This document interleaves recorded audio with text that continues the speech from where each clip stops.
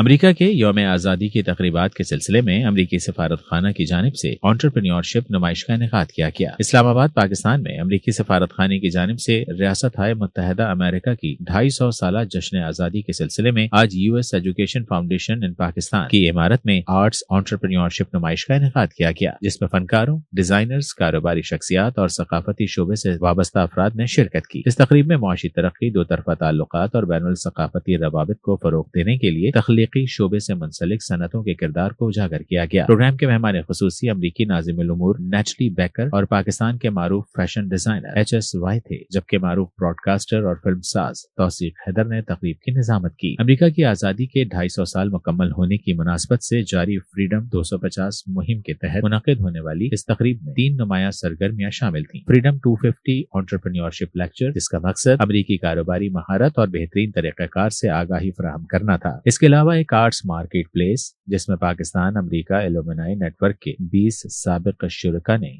فن پاروں اور تخلیقی کام کو پیش کیا گیا، اور ایک فیشن رن وے شو، جس میں امریکی ڈیزائن، ثقافت اور ٹیکسٹائل جدت کے 250 سالہ سفر کو اجاگر کیا گیا۔ ان تمام سرگرمیوں میں کاروبار، ثقافت اور فنون لطیفہ کے شعبوں میں امریکہ اور پاکستان کے مضبوط دو طرفہ تعلقات کی گہرائی اور مضبوطی کی عکاسی کی گئی۔ اس موقع پر خطاب کرتے ہوئے ناظم الامور نیٹلی بیکر نے کہا، فنون لطیفہ اقوام اور عوام کے درمیان پائیدار روابط قائم کرنے کی منفرد صلاحیت رکھتے ہیں۔ انہوں نے کہا کہ ٹیکسٹائل کی صنعت دونوں ممالک کے درمیان مضبوط ترین روابط میں سے ایک ہے۔ گزشتہ 5 برسوں کے دوران امریکہ کو پاکستانی ملبوسات اور تیار شدہ گارمنٹس کی برآمدات کی اوسط مالیت $4 ارب سالانہ سے زائد رہی ہے۔ انہوں نے مزید کہا کہ ان میں سے بہت سے ملبوسات امریکی کپاس سے بنائے گئے تھے، جبکہ پاکستان ہر سال تقریباً $800 ملین مالیت کی امریکی کپاس اور دیگر خام ٹیکسٹائل مواد درآمد کرتا ہے۔ پاکستان دنیا میں ڈینم کپڑے اور ڈینم ملبوسات تیار کرنے والے نمایاں ممالک میں شامل ہے، اور امریکہ میں فروخت ہونے والی جینز کی ایک بڑی تعداد کا سفر پاکستان ہی سے شروع ہوتا ہے، جو اس حقیقت